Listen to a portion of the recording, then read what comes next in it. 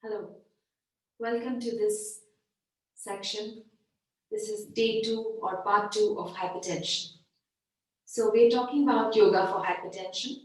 Hypertension is high blood pressure, and I mentioned in the previous video that we should only do asanas which help to relax us and de-stress us. So I would like to mention that all forward bending asanas or inversions are to be strictly avoided in high blood pressure.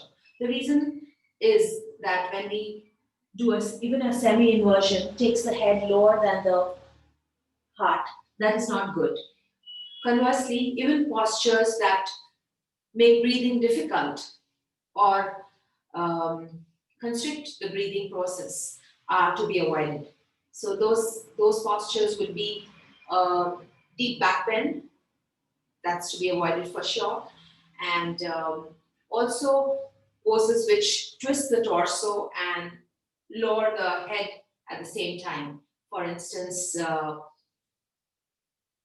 Uttita Trikonasana or the revolved lateral angle position, that's Parsvakonasana.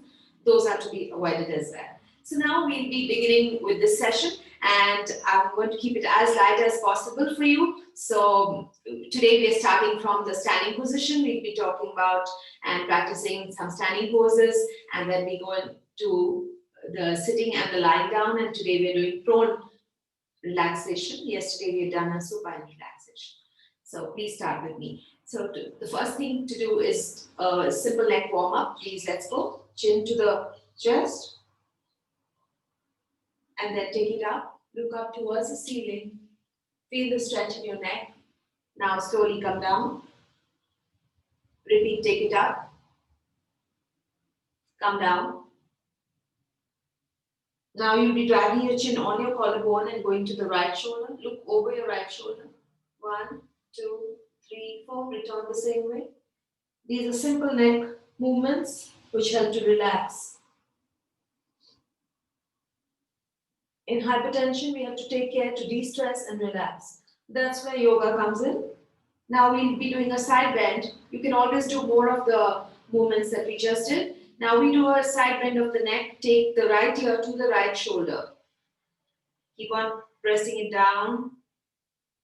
You can even take your right hand and pull your head somewhere down. Feel a nice stretch in the left side of your neck as you do this. Release and come back. All the movements are very light and yet meaningful. Now take the hand. This time your left hand is pulling your head to the left. Feel the stretch on the right side. Come back. Now you can go up on your toes and you'll be taking your arms over your head. So first you interlock your fingers at the chest. Extend the arms forward. Turn the palms away from you. And take your arms over your head. Now the palms are facing the ceiling. From here, simply lift your heels off the floor and stretch towards the ceiling. 1, 2, 3, 4. Look straight ahead. This is Uttita Tadasana, the stretched mountain pose. Very good for warming up the lower body. However, if you suffer from ankle pain or foot pain, you do not have to raise your heels, you can just be on the floor. Now we'll be lowering the arms down. First the arms and then bring your hands to the chest, and at the same time you can lower your heels to the floor. So now we can release the hands, and next we'll be going for a simple shoulder movement. So bring your elbows together, inhale, raise them up, take them back. This particular one and the neck release you could also do in a sitting position. So now we are raising the elbows up and inhaling as we bring them up, and squeeze the elbows towards each other, exhale as you go down. Now we do the reverse. So from here, take the elbows back, inhale as you come up, take a wide circle, exhale as you come down. Repeat once more. Inhale, take the elbows back. Exhale, bring them forward. Now, and once more, the forward roll. Inhale, raise the elbows up. Make a wide circle. Squeeze the elbows towards each other. Open out the chest. This action of pushing the elbows towards each other opens the chest and also pushes the shoulder blades towards each other. It's very good for your spine. And release. Great. So now we'll be going for a side bend. A simple standing side bend is what we're doing. So I would like you to raise your right arm up and turn the palm to the ceiling. Take the arm over the head, stretch towards the ceiling. And now you will be bending to the left side. So we're keeping the arm straight. Try looking up towards the ceiling. Feel the stretch in the right side of your waist. 1, 2, 3, 4. As you're breathing, finish an exhalation, come back up with an inhalation. Stretch towards the ceiling and lower the arm down, palm to the floor. This is Kati Chakrasana. Now we repeat it on the other side. So join me, please. Raise your left arm up, left palm to the ceiling now. Take the arm all the way up and stretch. 1, 2, 3, 4. And you can bend to the side. Now we're bending to the right. Right hand is going towards the outer of the right knee.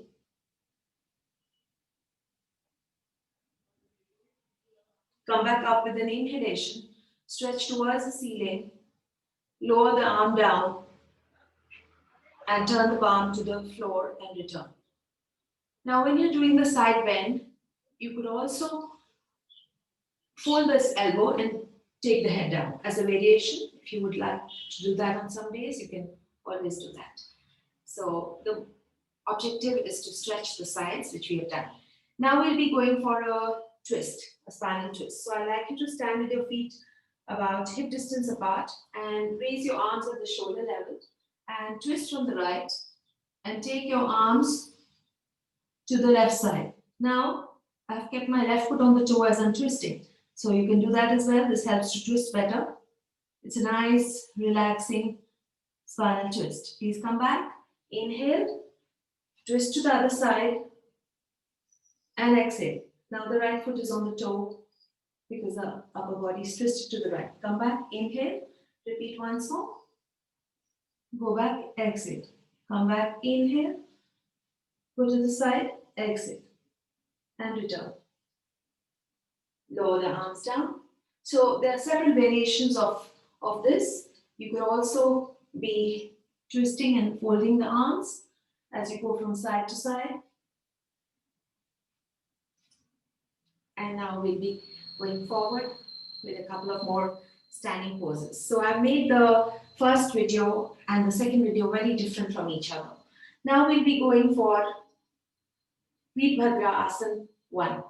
So these are dynamic poses and they strengthen the legs and involve a lot of muscle groups and lead to weight loss. So in hypertension, one of the most important things is to lose weight. So we'll be starting this now. So stand with your feet about shoulder width apart and simply step forward with your right leg. So now the right leg is forward, left leg is back, both knees are straight, both sets of toes are pointing forward. Now we'll be bending. So the stance is about 3 to 3.5 feet apart. Now we'll be bending the right knee. As we bend the knee, make sure the knee is directly above the ankle. And take your arms up over your head. Keep the hands parallel to each other and simply look up. If looking up makes you feel dizzy, you can always continue to look forward and keep your hands parallel to each other and hold the pose. Those of you who want to look up can gently tip the head back and look up. Make sure your elbows are straight, upper body stretching up, and the bent knee is directly over the ankle and the right thigh is parallel to the floor. So the knee has a tendency to flop in, make sure it's over the ankle.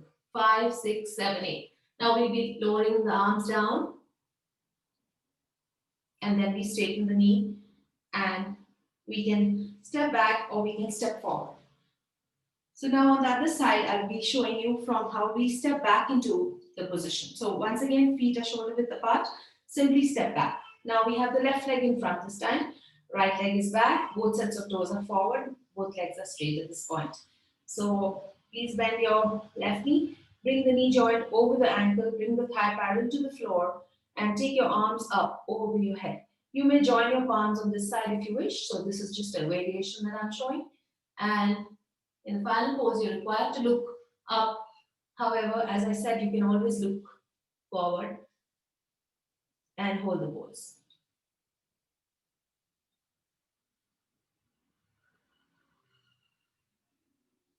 Make sure you're stretching. It's a very nice stretch for the back. And now lower the arms down. And step back forward. So once again, we start from the feet parallel position. So you can always also go back if you still want to do the stepping. So now we'll be relaxing for a couple of seconds. It's always nice to relax between poses because it slows down the heart rate and improves the blood circulation and gives the body some time to relax. Now, for Virabhadrasana, in front of your mat, bend your knees like this and step out with your right leg.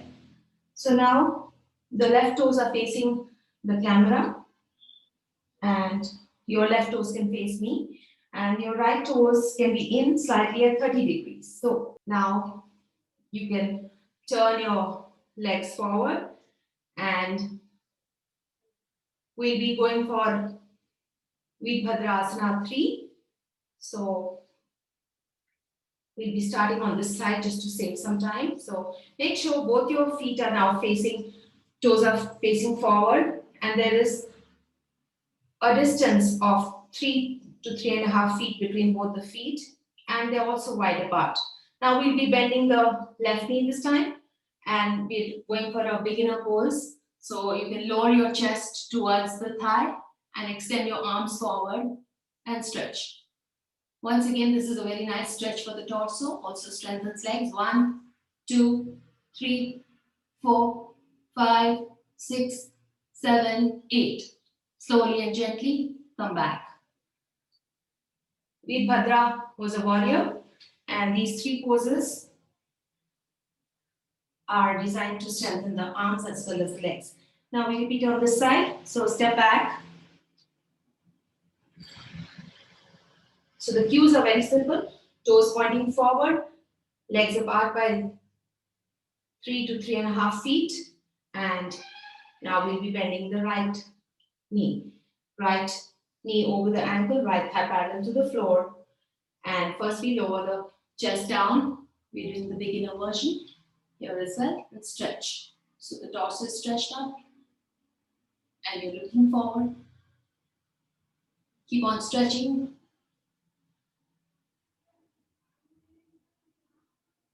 The back foot heel is flat on the floor. And slowly and gently come back. You always come out of a pose with an inhalation. Right. So now we'll be sitting down on the floor and then we'll be going into lying down position.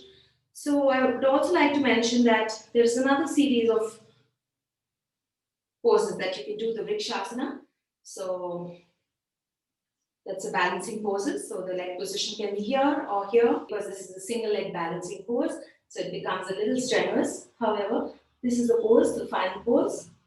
Those who have no issues with their knees can please try this. Beginners can try with their back against a wall for support. In this pose, it's important to avoid the body swaying to a side. Try to keep it upright and look straight ahead. So the leg position is at the thigh. My right foot is on the inside of my left thigh, toes pointing down. This is the level 3 position. Level 2 was at the calf, and the level 1 is to simply keep the foot on the floor and still do the pose. So you can always repeat this on the other side. Okay, so now you can please sit down.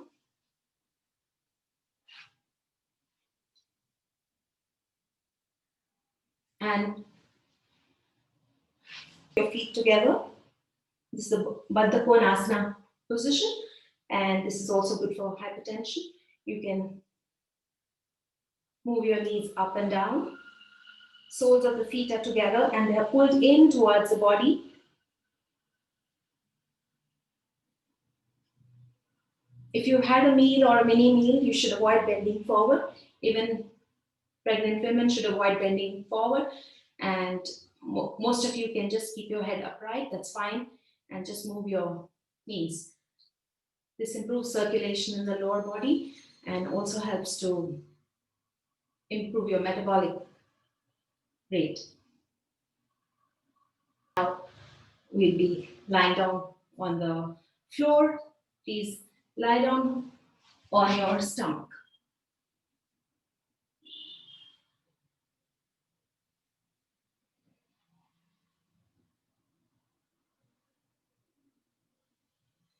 So the first set of asanas I would like to practice are the Bhujangasana. See these? Hands directly under the shoulders, palms flat on the floor, legs are parallel to each other. Now you raise your upper body only till here. So now shoulders and chest are off the floor, the belly button remains on the floor. Tuck your elbows towards your ribs, look up. This is Ardha Bhujangasana.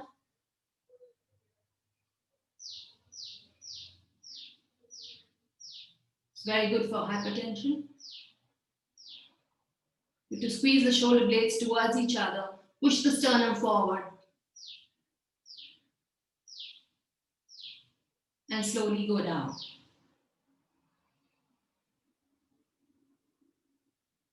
Next, we'll be coming up and taking the head at a high level. So if you want, you can adjust your hands slightly. Make sure they're directly under the shoulders. Now inhale and come up. This time we are higher off the floor. Elbows to the ribs. Belly button is off the floor. In the final stage, look up. Move the shoulders away from the ears. Keep looking up. Breathe.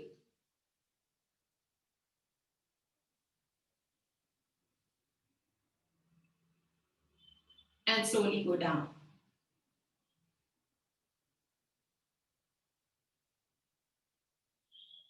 Relax for a couple of seconds. Now the third level is a Purna Bhujanga. So you'll be keeping your hands directly under the chest this time. Make sure your palms are open. Now inhale and come up. So now the chest, shoulders, belly button and the stomach is off the floor. Look up at the ceiling and breathe. Elbows are straight. This is Bhujangasana, the cobra position. Very good for your abdomen. Very nice stretch for the anterior body. Helps to trim some of the abdominal fat. Good contraction for your back.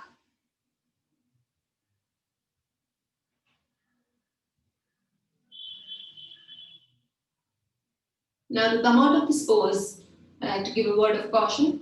Very slowly begin to bend your elbows as you lower your spine very gently towards the floor.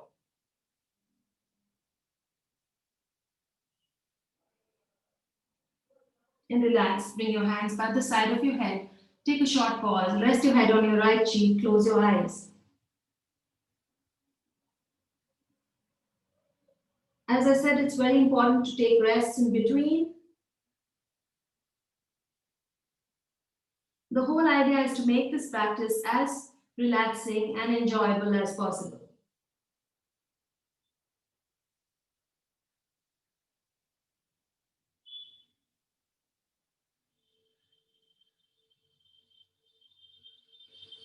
Next, we'll be going for Locust Asana, Shalabhasana, and this one is for the lower back especially. So bring your hands out, fold the thumb into your palm and then wrap your fingers on the thumb.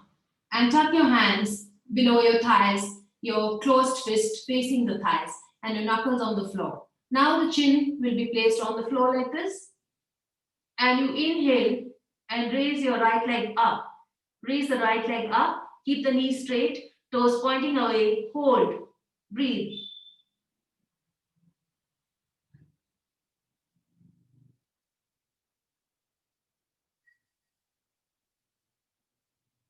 And slowly lower the leg down. Repeat with the left leg. Always inhale and come up. Hold the pose. Breathe. Breathe normal. 1, 2, 3, 4. Slowly and gently lower the leg down. You can repeat this a couple of times. It's very good for the lower back and the thighs. Now we'll be going into a resting position. So we'll be doing Makrasana today. You can either overlap the hands on top of each other like this and then widen your feet. Turn the toes outward, the heels towards each other, and rest your head on your left cheek. Relax.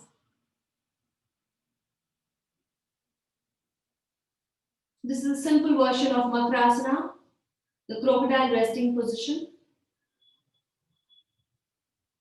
It's very relaxing for the heart, also for the arms, the armpits. It's a very nice stretch for the back. Opens out the posterior and lateral part of the lungs. And it's a good relaxation for the inside of the knees and the feet. So it's a total body relaxation. The benefits are immense, almost as good as a Shavasana, relaxing on the back that we did yesterday. Now we go to the final position of this. So if you do not have issues with your elbows or your shoulders, you can try this. Keep your right hand on the left shoulder, left hand on the right. Extend the elbows forward. Place your chin on the overlapped elbows and relax.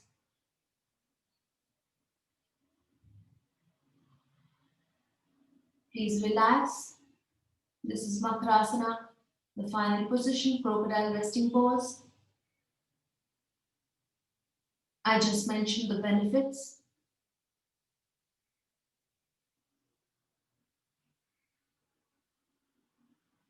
It slows down your breathing, helps you relax.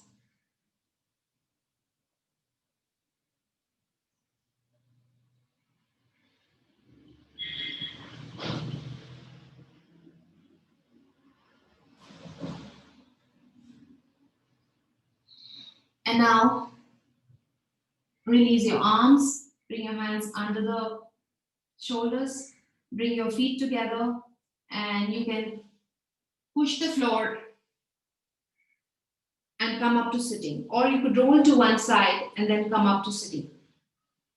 So you push the floor with your hands, lifted the pelvis off the floor, and then walk your knees forward and sit in any comfortable sitting position, such as Vajrasana or Sukhasana. And rub your palms together, relax. Place your palms on your eyes.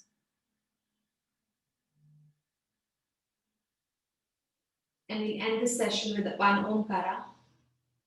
If you do not wish to chant Om, you can always chant Amen or Amin or Ma or any other syllable of your choice. Please breathe in.